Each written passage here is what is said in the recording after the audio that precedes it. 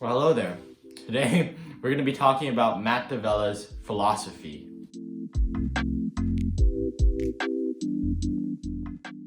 So, if you're anything like me, you really enjoy watching Matt D'avella's videos, but some people don't have the time to watch all of his videos. He has this style of storytelling that is very drawn out, and it takes a while to get to the point. That's why in this video, I'm going to be breaking down his philosophies, what he tries to preach in his videos, so that you don't have to go through every one of his videos and try and see what the deeper meaning is. I'll try and break that down for you, but before you can start understanding his philosophy, you have to know a bit about his backstory and where he came from.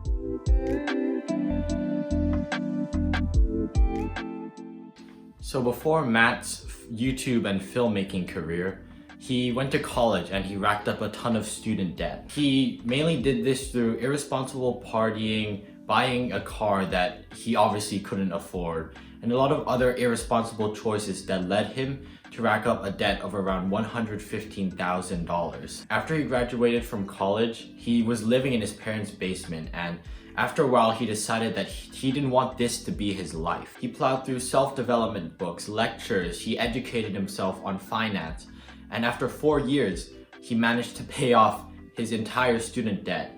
So it was this process of self-improvement, finance, trying to manage yourself, that he found what is known as his hallmark trait, which is minimalism. And minimalism has been part of his identity ever since, a part of his philosophy, his goals in establishing habits. Now that you've got a comprehensive understanding of Matt D'avella's backstory, his motivations, his struggles, we can move on to how he presents his philosophy through his videos.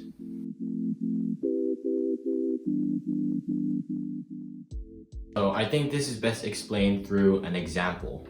In a recent video, Matt D'avella posted how one habit changed my life. He discusses his experience sticking to this first habit that he ever tried out, which is going to the gym. So as you can see, he has massive biceps. This wasn't easy for him at first. He struggled at the beginning. He went in and out of training. He would go in for a few days, work out, and then after that just completely lose motivation, only to come back in again another month or a few weeks later to try again. And even though he kept on failing each time, he never gave up. He always kept on trying to improve, trying to go to the gym more and more often. Eventually, Matt describes the time that his habit actually stuck. Now, there are 3 core concepts that present itself in this video and that will present itself in future videos. And that is, 1, he learned from his failures.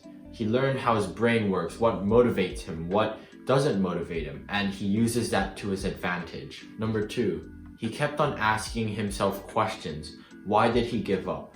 What was going wrong? How can he improve next time? He asked himself these questions to gain a deeper understanding of who he was, how he responded to external stimulus, and how he could mold his external stimulus to fit his personality. And 3, he used all this information, this self-reflection, this meditation to create a system that would work for him with different rules, different goals, and it was specifically tailored to himself. It wasn't from anyone else. It wasn't from productivity books, self-development. It was made by him for himself. And that is his core philosophy. That is what he tries to preach in every single one of his videos. To put it simply, you have to fail by yourself and then learn from yourself. If you look closely, Matt D'avella gives you productivity tips, just overall tips that aren't unique. He forces you to look deeper, to look beyond these habits and to look at yourself, because he knows that these habits aren't going to change you. They're not going to improve your lives magically. They're not going to instantly make you forget all of your problems. Instead, he gives you these tactics, these different kinds of tips to motivate you to get the ball rolling. Instead of trying to tell you what to do, he gives you a wide area of habits to choose from, and you pick and choose. Or you may not use it at all. You may just use those habits as a way to get yourself into self-development. Once you start on this self-development journey, this productivity journey, he wants you to fail. He wants you to fail because he knows that the first time you try something, you're gonna give up. You're gonna run into a roadblock and you're gonna stop doing it. This is where his philosophy comes in again.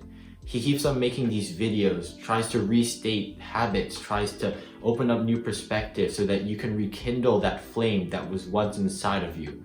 You can try again, try that new habit, try going to the gym again, try reading more, just like he did when he first started working out at the gym. In the end, he knows that you can't teach someone to be productive. You can't force them to be happy, be productive, be respectful.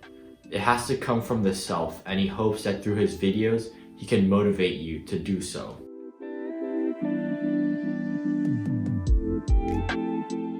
Now, at this point in the video, you might be thinking that I'm crazy or that what I'm saying is gibberish, but I'm gonna try and prove to you by showcasing you another example of Matt's videos that this is the case. So in one of his videos titled, "I took cold showers for 30 days, Matt describes the motivations behind trying this experiment. And in this video, he says that he's taking cold showers not because of the health benefits or because other people told him to. He's taking cold showers because it pushes him outside his comfort zone. It forces him to fail, quote unquote, to grow and develop as a disciplined person. He's trying to be mindful of how he reacts to cold showers so that he can learn about how his body works. He talks about flinching in the video, how his body subconsciously reacts to the cold water. What can he do about it? How does his body change over time? After 30 days, he realized that he flinched less. He's focusing on the process instead of focusing on the results. And in the end, this is so true to his core philosophy. I'm gonna give you tips about when you should utilize this philosophy in two scenarios in your life.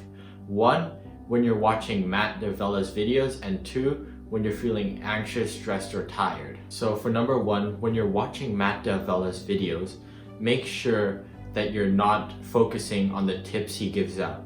Sure, they might be enjoyable, you might find them fun or useful, but what you should be worrying about is the deeper motivation.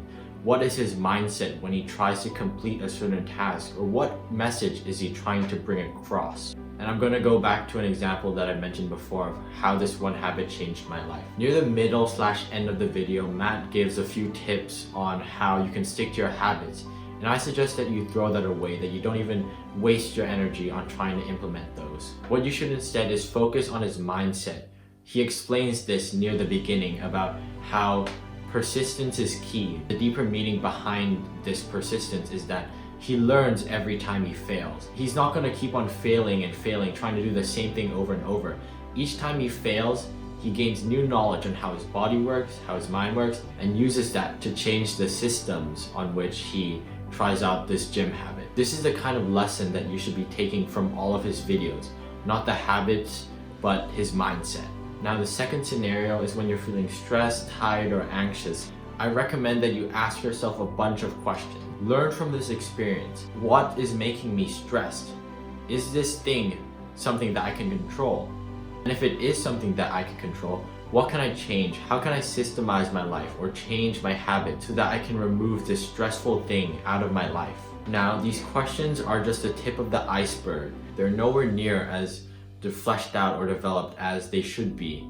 And that's okay, because you should be the one asking yourself the questions. I know it takes practice. It's hard asking yourself what makes you stressful when you're in the stressful moment. In the end, if you're able to do this, if you're able to answer and ask these questions, your mindset and your self-awareness will improve by a wide margin, and you'll definitely notice this the next time that you find yourself uncomfortable.